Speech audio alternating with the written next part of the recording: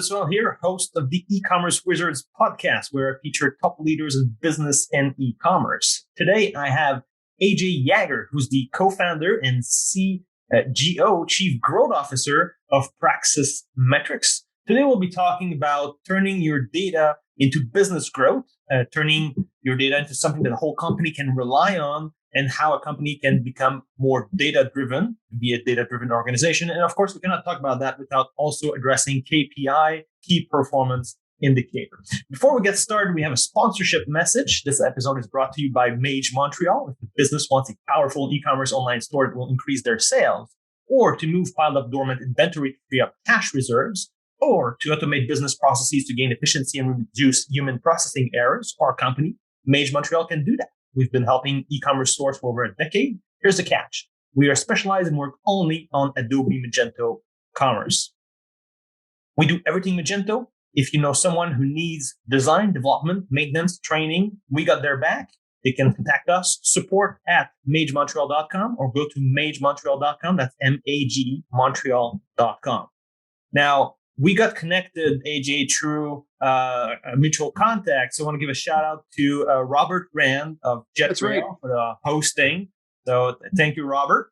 And let's get started. I'm happy to have you here today, AJ. Yeah, thanks for having me on. It's been a long time coming, but yeah, I'm excited to dig in. And Robert's such a great guy. I'm really appreciative of him. He's connected us with a lot of people. So let's do this. All right. So I think a very nice way to start, you can explain perhaps a success story on how to use data to scale a business, something that you've lived, so people better understand today's topic. Yeah, no, that's great. I love stories. Telling stories with data is what it's really all about, to help us get to the end point of what we can take action on. So let's. I know data is not sexy to everybody, but we're going to do our best to make it as sexy as possible. And so I'm going to start with, right at home in our own business. We're an agency. We are a data agency. So we help work with e-commerce brands to help them grow and scale with their data. Now, sometimes it's not about 100 metrics. It can be about one metric that is the most important. And over the number of years, we had seen inside of our own data, every year we would go do a data summit where Megan and I and our leadership team would get together and look at all of our data from the revenue side, from the transactional side and the project management side. And we were wondering why on earth our profitability just kept shrinking. Now, agency service-based companies have lower margins generally, but we still were operating at too low of one. And as we dug into the data and we took the time to analyze the data as a team and democratize that data, we found out there was one metric, just one thing if we could shift would change everything. And that one metric came out of the fact that we were delivering excellence to our clients, and we love to make sure we were over delivering. But what we didn't notice was that our data engineers were actually being a little too nice. So when you're in startup mode, you want to just over deliver for everybody and get such a great response and a great testimonial. But as we were maturing, we kind of forgot about that was startup mode. Even though we were delivering great value, our data team members were going over in unbillable hours. And so we looked at how many unbillable hours there were as a whole that we were not monitoring on a daily, weekly, or monthly basis. And once we looked at it, we said, holy crap. We didn't say crap. We said something a lot worse, but I was like, wow, we need to really, really fix this. So what we did was we said, okay, every single DE, every single week, we're going to focus on minimizing the amount of unbillable hours. And long story short, we had a hockey stick like this. The next few months got us to over 33% profit margin as we were watching this one metric. So that's a quick one to get us started. But sometimes it's about one or two needle movers, we like to say, that you can focus on that can make everything else easier or unnecessary. Any thoughts on that one? Well, it's a great example because you're using your own company's growth as an example here. So for sure, I can totally relate to that, to over deliver or a mix of that or scope creep or lack of scope control and project management, stuff like that. But I can totally relate. It's a critical move, and what worked when you were, let's say, 5 or 10 person will not work when you go to 25 and up. Yeah, exactly. Because growing, which you did. So yeah, that's pretty interesting. And feel free to tie up more success story here as we're talking about this. And like one very important metric, you're talking about the one key metric. I have another customer in mind they're not measuring their lifetime value per customer, highly successful, like 8 figures of sales per year online, telling them you got to start measuring your lifetime value. So let's talk about that. Like, how do you measure it? First of all, how do you apply all this stuff? Because, if you're thinking long term with lifetime value, you might be okay with acquiring a customer at cost, or Right. perhaps even losing a little bit. But then you need to be very confident in that data, especially if you go with a path that you lose a little bit in the short term, saying I'll make it back in the long term and I can grow this way. Especially if you're not venture back and it's your own money as an entrepreneur. Right. Right. So let's talk a bit about that. That's a great one. So, and actually that was the next one I had in mind as well. So before we jump into the story, to kind of answer your first question, we look at lifetime value over a cohort analysis, like over time, based on when that customer first comes into your funnel or to your e-commerce store, whatever you want to call it. And I think a lot of people just look at lifetime value, like you were saying, whether they have a long runway of budget or a small one, they say, oh, well, we think we can afford to, acquire a customer at this price, and then we'll get it on the back end. But not a lot of people dig into, okay, what does that actually mean at the end of the day, from a not only marketing spend point of view, marketing cost point of view, but we like to also factor in COGS, cost of goods sold, to that as well. Like, are you truly earning that money back, or is it just getting stale, or are you in the negative? So lifetime value is literally one of the most important metrics and we can talk about this later on. We call them the desert island metrics. We have about 5 desert island metrics that all e-commerce should track, and lifetime value is one of those. So here's an example of how lifetime value can work really well. So we had a client, DanetteMay.com. She's in the information digital marketing side, but she also has supplement brands and e-commerce brands underneath her big kind of bubble. She went from 15 sales per day to 315 sales per day with one key metric, and that was lifetime value, understanding their true lifetime value. So they're a client of ours. They were struggling with a particular funnel that they had built. And now when you're building funnels, sometimes e-commerce companies don't really build funnels, but basically it's, where are you sending people into your landing page? Are they converting from there? Are they adding it to the cart? Are they going step by step through your entire, all the way to the end point, which is the transaction? Well, they were bringing in like 15 sales a day, and they were getting ready to shut down this funnel that they had spent a lot of money on. And before they did, they reached out to us so that we could help them find their true value in the long term. And what they didn't have was the whole picture of their lifetime value. So they were looking at it on the first 30 days, but they didn't know 60, 90, 120. So we helped them discover what the real lifetime value was of their customers, that it was much higher. So they thought that their cost per acquisition of clients was that they had a cap. And so that cap was lower than they expected. So they weren't spending enough money to get enough people through there, and then not realizing that they were making $200 or $300 on the back end at day 60, 90, 120. So what we did, we said, look, once we saw all the data over 60, 90, 120 days, we said, you guys are earning way more than you think. You can afford to spend more money to acquire a customer on Facebook. So they bumped that up to $15.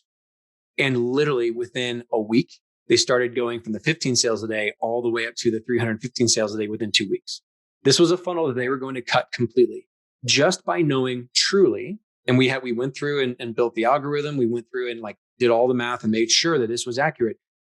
They didn't know what they didn't know. So they weren't able to spend enough to acquire the customers to get this funnel profitable. But once the metrics worked for them, this made them millions of dollars, this one funnel. Now, how many times do e-commerce brands or digital brands cut things that they think aren't working? I think too many times that we cut things and we think we know the data, but have you really actually gone through and mapped this out all the way through and made sure all your costs are aligned as well? So that's just one story of how they went from 15 to 350 sales a day with lifetime value. That's amazing. So of course it's leveraging the power of Facebook ads in this case, or Google ads, but knowing how much you can actually spend, and that you'll be profitable with it because you trust your data and you did the exercise of actually having that data truly being tracked properly. Yes. And the big challenge is that people there's a lot of different ways to measure lifetime value. There's no one exact correct way. And so I think a lot of companies just have troubles bringing all the different pieces of data that need to be combined into a cohort analysis over time. And so that's one struggle. But then on the other end, once you've got it pulled together, you've got to make sure all the costs are pulled in and your tracking is in place. So we can talk about tracking all day long. That can be a whole nother separate podcast. But if you're not tracking the right data to be able to answer the question for lifetime value, then you're never going to have that true lifetime value there. And so that means your Google Analytics setting up, your whatever platform, if you're on Magento, like making sure that everything is tracking to answer lifetime value, which are several different metrics, and we can get into that later. But I just want to make sure, like, if you have the data, if you're collecting all the right data, you can make sure you have your true LTV. Because another question, like a very tactical, very detailed question here, is simply like, well, lifetime. How long is lifetime? So, well, it's lifetime, but in your case, how do you define like, when is lifetime? So the cutoff, you seem to be putting it like 120 days in this case with this example. Some people may go with a year, or in some other cases, like an IT provider selling large managed service plan with 3 years contract. You might think over 3 years as being the lifetime value of the customer. So if I understood correctly, what you're saying is you choose where you set the endpoint of what's the lifetime value for when you want to calculate return on investment, but just don't think about the single transaction of the first purchase. Exactly. It goes so much further beyond that. And you're so right. If subscription products, some companies will have initial product up front and then they can upsell upsell into a subscription product. Sometimes they're just like a subscription box company. So that's going to have a different type of lifetime value calculation. So you get to define the parameters. You get to define how you want to look at lifetime value. Most time we do 30, day one, 30, 60, 90, 120 days. That usually is like a good fit for most people. But then each company suffers from terminal uniqueness. And that's where we have to tweak the data and the visuals to make sense for each brand. But you've got to be making sure that all your data points that you're collecting from your CRM, from your e-commerce platform, from your tracking side, even from the merchant side, are you going to be factoring in taxes? Are you going to be factoring in shipping, refund? Like, there's a lot of parameters. I think it's really important for the marketing team or the whole company to define what that means to them, and then start there. And if they're able to take action on it, it's wonderful. And then they can tweak it as they go. Okay, so that seems clear enough to me about the lifetime value, KPI, key performance indicator. You said you had 5 KPI if you're a desert island KPI. So what are the other 4? Yeah, so the desert island metrics are this. Number 1 is revenue. I mean, it seems like a basic one. It is the sexiest of them all, and it's really the scorekeeper. So revenue, cost of goods sold, COGS. This is something that I think many brands, now the more mature brands probably have this loaded in, but many brands, I think, are very focused on the sales and the marketing side, and they don't really talk much with the finance side. And so bringing in true cost of goods sold, whether you're in Quicken or Xero or NetSuite, whatever they're using, that needs to be matched up and be looked at very, very carefully. Not just the CFO, but I think that also needs to be disseminated across the whole company, especially the leadership team. Number 3 is return on investment or return on ad spend. So if you're and maybe you're not running Google ads or Facebook ads, but what is your return on investment for the marketing that's going out? 4, lifetime value, LTV, CLV. And then last but not least, the allowable cost per acquisition. For e-commerce companies, that is what we have found to be the 5 desert island metrics that you've got to not only have, make sure are accurate, but also be taking action on consistently. Very interesting one. So, okay, the first one, revenue is clear. The cost of goods sold, this has, of course, an official accounting definition, but in your definition, how you count it, is it just directly the cost of the product? You sell it for $100. I can buy this thing for $50. So my cost of goods sold is $50. You don't factor in any kind of overhead or other stuff on it? Well, to us, it's understanding the cost of your business, and it's the only way to stay afloat. So there's an economic principle that states as long as you can cover your variable costs, you can eventually scale the business into profitability. While this may seem initially, counterintuitive, it actually holds true. So if you can exceed your variable costs even slightly, then you can eventually scale your business to profitability. However, if you can't meet your variable costs, your losses will actually grow as your company scales. So the natural question is, what are my variable costs? The answer is anything that will scale as you sell more and more of your products. That includes commissions, materials, shipping, credit card fees, things like that. So we've had clients who've had a hard time drilling down and finding their true variable costs. because they purchase materials and ship in bulk, let's say. This makes it difficult to drill down into the individual costs. However, if you leverage a like robust business intelligence tool like what we use, like many clients probably already have, it can perform complex calculations to drill down and assign costs to each individual item in the shipment based off of weight, for that one example. And just having a firm grasp on all your variable costs and your COGS allows you to better analyze the next metrics that we talked about, ROAS and LTV and all that. So does that help? Yeah. So let's dig into that a bit more. So you have your base product cost. My example was $50. It's something you sell for $100. And then you have your variable cost on top of it, your typical overhead, the staff running the company, sales commission, and all that stuff.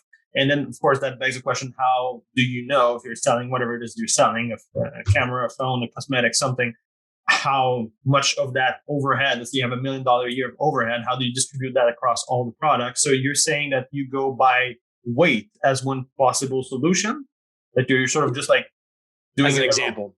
Yeah. As an example, it's getting it down to those individual variable costs, not just, this is one big lump, one chunk sum. Yeah. And it takes a little bit of massaging. It takes, a CFO or a financial person on your team to help break this stuff out. But the more detailed and more separated it becomes, the easier it is to connect those to the things that are going to help with the return on ad spend and things like that, to be more accurate. Yeah, the manufacturing accounting to find your true cost and reallocate the cost per part produced and so on. Yeah, it's challenging. Okay. And let's say right now with COVID, there's more and more companies being either entirely running remotely or partially running remotely. Like, how could that data-driven organization benefit in a case of running a remote company? Well, this is something that I like to say we were doing before it was cool. Before we formed Praxis Metrics, when I had a marketing agency, we've been working remote for a long time. And it's an incredible advantage. One, you're saving a lot of costs on having a physical place for people to be, which I think can be distributed to employees, team members, profits, or given to charities that are wonderful. So I think there's a great opportunity to lower those costs. And one of the things that worked really well for us to attract talent was that we were remote. So many of the I'd say many of our team members, we've had out to 35, many of them came to work for us because we had a remote culture. Literally on our careers page, it was about, look, we don't care where you are in the world. As long as you're showing up for your meetings, you're getting your work done, your priorities done, you're reporting and have good communication with us based on these standard operating procedures we've set up and based on our schedules, and you manage your time zone well, we want you to be out there exploring and being free and living your life now, not waiting for a while to go take a vacation for only a week or two. And so we also, for attracting talent, it was more like, look, we're giving you more than 2 weeks off. If you want paid time off or you want just more free time, you have a more flexible schedule. And so I think remote for us was just about attracting talent, especially before COVID. People loved that. They were having to do the 9 to 5 and had to be at their desk or do these commutes. And so people were absolutely loving that. So I think that's one big part of remote work. Obviously, remote work has its challenges, but with the tool sets we have these days, Zoom or comparable products like that, amazing project management tools, Google Suite, whatever you're using as your back office, allows us to get so much done so quickly and have access to all the information. And that's, I think it's really the only way to go. I do not see cities, and I'm really curious what's going to happen with all the buildings that have been built and in cities as people are leaving and realizing, oh my gosh, they don't have to be somewhere in person all the time. What's going to happen to our economy there with the commercial real estate? That will be interesting. Yeah, we purposely did not invest in commercial real estate just before COVID. We invested in residential real estate. Yep. So did we. Was safe. It was already in our place here in Greater Montreal. We have a very high level of occupancy in South Shore. So anyway, I will. If I could throw in there's things we've learned by being remote, especially Megan and I as the owners as well. Like when we're traveling, there are a lot of tidbits and tricks and tips to make sure that you have in place so that you don't miss meetings, so that things don't get screwed up. There's a lot of planning and preparation that it takes to be, I think, effective and efficient as a remote employee or team member. If you're not just staying in one place, if you're bouncing around a lot, there's a lot more to consider. And so we do our best to help educate and train and teach our team members, hey, when you're going somewhere, when you're doing this, here are the things you should prepare so that your remote working session does not affect the professionalism or the delivery of what you're doing with the clients. Because a lot of our stuff is, well, face-to-face technically with clients on calls like this. And so that needs to be efficient. You can't just miss things. You can't have crappy internet, although sometimes it happens. You got to be prepared. Right. So I did not hear a lot of difference though from running, like in terms of data tracking, from running the agency, let's say locally with everybody going to the office. But I do understand very well the perks for recruitment, because you will recruit some people who would otherwise work at way higher salary for the very large agency, 400 people and up kind of agencies, or even the worldwide agencies of thousands of people that tends to offer very high salary, but very bad lifestyle sometimes. So then the smaller agency can attract top talent by offering that flexibility. We were doing the same, but more on a part-time basis, like 2 days a week at home and the 3 days at the office. That was before COVID. Now with after COVID, I mean, there are a lot of people who never want to go back to the office. So that's so true. It's going to be completely different. But like, what else do you track in terms of running a successful agency or company? With people working remotely, is there anything else that you're tracking that's more specific? Yeah, happiness. Happiness is a great thing to track. It is a measurable. How do you track that? So we have a Google sheet, or we have a piece of our software of our project management. We are always checking in and doing a mini survey at the end of each week for our team members. And we have one for our clients and we have one for our own team. We want to make sure that our team is not just going through the motions, that they're not just, that they're not, because we can't be physically by them and kind of pick up, Bob, what's going on there? You don't look too happy. People can kind of put on a face when they have this on, but then, or not be on the screen and we can't know what's going on. So we put in mini surveys in place, and check-ins, one-on-one check-ins with the project manager who's in charge of that person, to not just talk business, but like literally understand their happiness, understand their engagement. Is anything going wrong in their life? So the data we're collecting on our team members allows us to, over time, see, are our team, are they generally happy? Is this seasonal?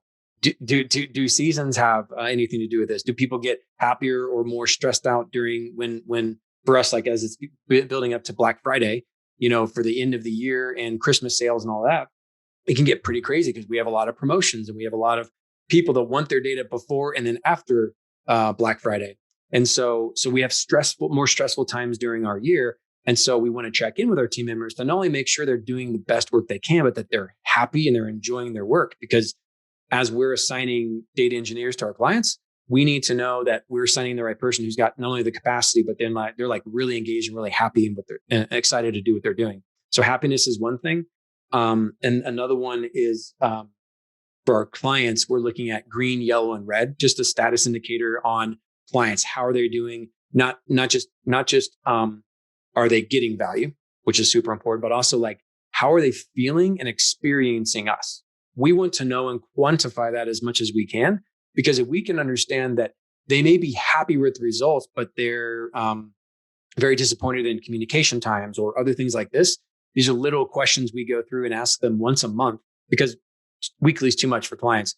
We're pulling that data in and putting it into a database as well to understand if that needs to kind of trigger any other people to step in. So there's just a couple of examples. Well, that's pretty good. So you do survey your clients like once a month, and is a good response rate on this? That varies. Many times what we do is, instead of just sending them an email and saying, hey, here's your monthly thing, click on it, it's on one of the calls. Hey, it's that time of month. Let me ask you some real quick questions.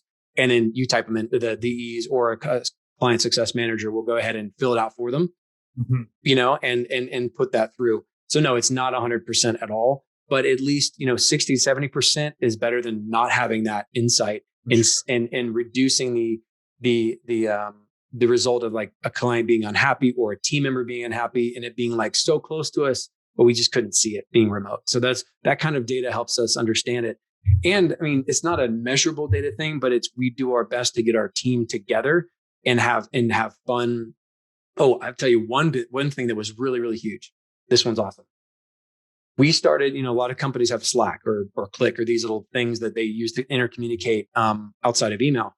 When we created a daily gratitude journal This was huge. So we had 3 questions, how am I doing? How am I doing in my personal life? How am I doing what am I thankful for in my personal life? What am I thankful for a team member or in business? And then what am I, thankful for that I've done for myself? And then we had an open-ended. So every day people go in and fill out a gratitude journal in one of the channels in Slack. And when we had that happen, we saw involvement, we saw encouragement, we saw engagement, and just happiness across the board go up. That was really, really cool to see happen. And we just got more and more people excited on their meetings, and they're just showing up happier, which is one way to see. Even though we could see in the surveys, we literally could feel the energy from a remote distance of how much happier people were, and they were talking about it. And they could call each other out and give each other awesomeness like shout outs. And that was a big boost for remote work. Oh, that's pretty cool. So every day they were filling a thankfulness or gratitude journal. What I'm grateful for, what I'm grateful for, what I'm grateful for. Every day, Everybody does it. Yeah, exactly. Okay. It was really fun. And we could see, we were tracking who was doing it, who wasn't doing it. And the ones who were not doing it were, it makes sense, but they were not as engaged, and didn't feel as much as part of the team and the culture. And as soon as we said, look, you need to be doing this, just start getting it. And some people just don't like to share that information. But we found out it wasn't that they didn't want to do it. It was that they're more private and more personal. And so we said, well, as long as you're writing it down somewhere, do it, but start sharing and seeing how this affects you. And then we saw them just start to like it. So that was a really fun project. Well, you're working with data scientists, not just marketing people here. Exactly. So data scientists, programmers, can be quite introverted. They're kind of introverted, and in their, I don't like to say in their dungeon, but they're definitely more introverted. So yeah, that was helped them get out of their shell a little bit. Yeah, you can ask them, what do you think? Oh, I don't know. And it's like, you gotta help them a bit to get out of the shell, for sure. Exactly. Yeah. I can understand that. Okay. And let's say if we're back to merchants in e-commerce, like a merchant that's running his company, like what kind of mistakes should they avoid in terms of either tracking data or not tracking data to grow the business? Okay. Well, let's talk about some specifics. Tracking data. If we can't build, we or any other brand cannot build dashboards that make sense, that are accurate without the right data. We can't just make stuff up, right? So I call them leaky buckets. Part of having dashboards and visuals to make decisions from helps you see where the leaky bucket is, where the holes are in the bucket. So you can go back to the tracking team or whoever's in charge of that and make sure, hey, we're not tracking these pieces of data. And that could be something like like UTMs, urchin tracking mechanism, which is a Google term. It's a free thing to do, but even large brands we find aren't organized in what they're doing. They're not consistently doing that. So UTMs is a huge topic that we talk about, and making sure that companies are using Google Analytics in and of itself as good as they can. And then also sometimes it's CRM. Sometimes they're literally like salespeople or customer service people are in the CRM and adding in the information. If they're missing fields or they don't know, they're not trained to input information in there manually, that's missing. And then it's also dirty data. And so going back and fixing those SOPs, those standard operating procedures for companies, and letting the people who are entering that information understand the importance on the back end of like, hey, when you put this information in, we actually can do this over here and make a better decision, which makes us more profitable, lowers our costs, things like that. So from a tracking standpoint, it can be manual or it can be automated inputs that need to be, I think, assessed on a monthly basis. Quarterly is probably plenty, but like we kind of have checks and balances when our customers to kind of audit their tracking monthly, especially depending on how many campaigns and marketing, campaigns that they're doing a month. And in terms of tracking it, I don't know if you do this, because when you do tracking for, let's say, ad spends or a very wide marketing campaign that's on all channels, on Facebook, it's through SMS, text messages, it's through emails, it's all over the place. Then, how do you assign which of those channels gets the credit in terms of, the conversion or even an affiliate tracking in some case, because they saw, let's say on text message, they saw also your ad after on an email, and then, they clicked the Google ad and then they bought. Like, who gets the credit and all this, Right. And when you're on Google and Facebook and YouTube and you're paying money, all these things, each of those platforms want to say, nope, it was us. We did that, right? They all want to take credit, but that's not possible because there's a first click, there's last click, there's about 6 or 7 different models of attribution that you can use. And I think more data mature companies who have had a lot of tracking, a lot of data there, first, how do you attribute it? So first, you've got to make sure that each channel is being tracked in a specific way, every single thing consistently, right? So that comes, UTMs can be used, affiliate IDs, AFIDs, or affiliate programs can also be similar to UTMs. Sometimes SMS and all that, they usually have their own tracking built into it.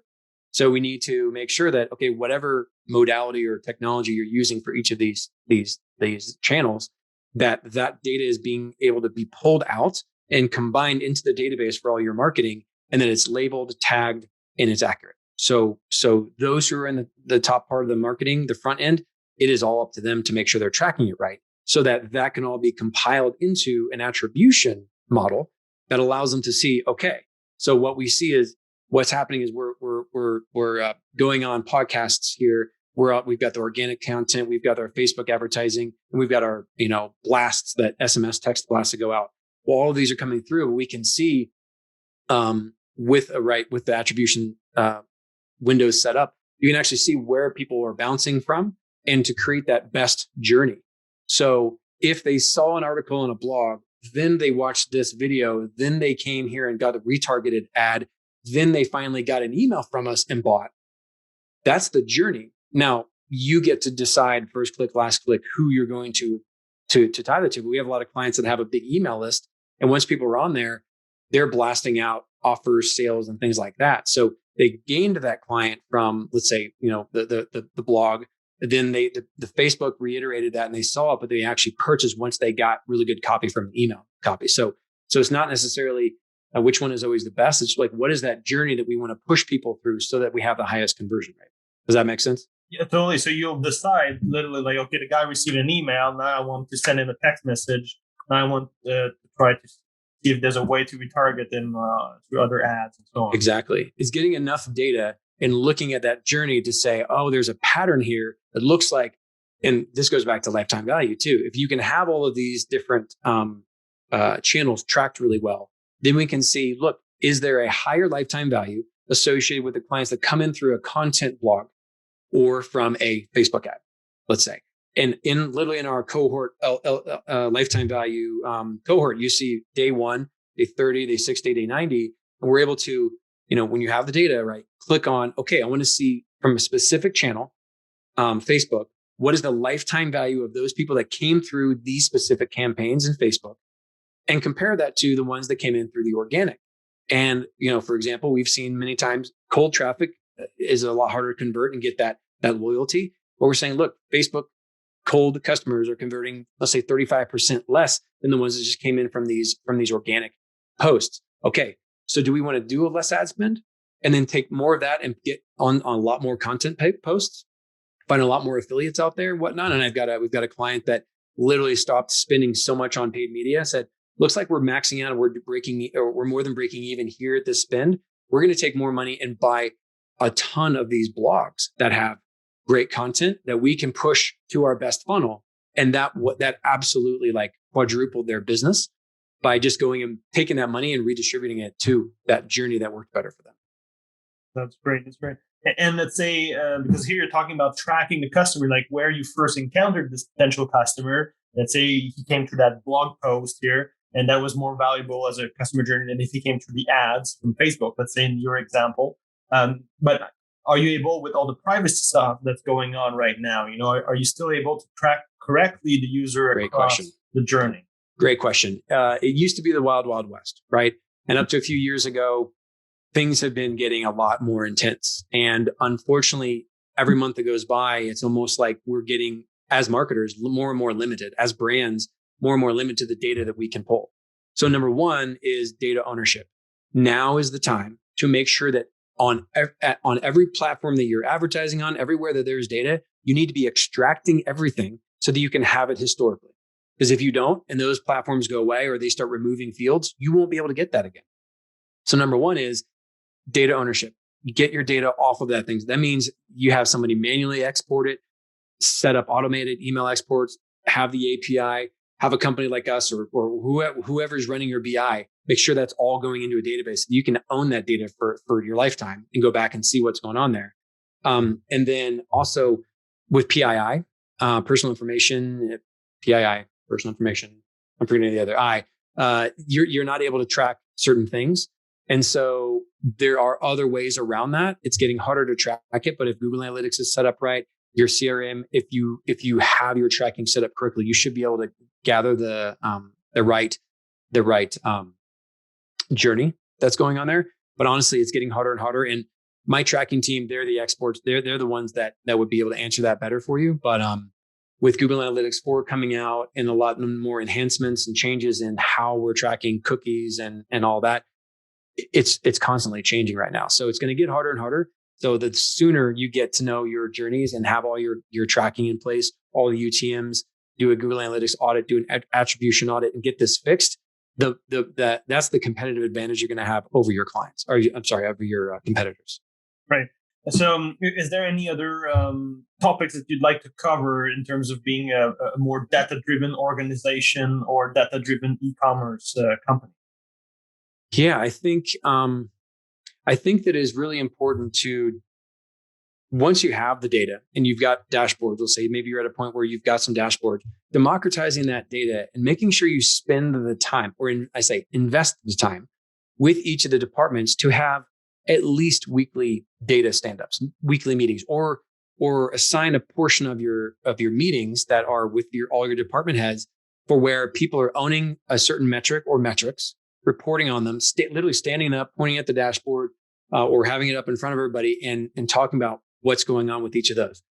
Many of our clients, the ones that have actually democratized the data, put it up on a dashboard, or made it easily accessible to all the different people on the team, from the lowest level people to the highest leadership team, seem to have the most increase in revenue, in profitability, and lowering their costs, because they're not grabbing the data and just kind of keeping it for themselves for certain departments.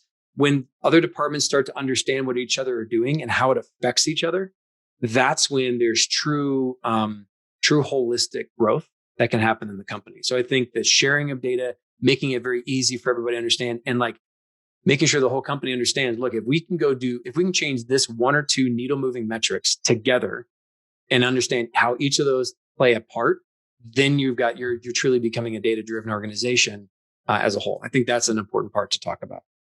All right. Well, that covers it for today. Thank you very much, AJ, for being here today. Happy to do it. Thanks for having me. It was fun.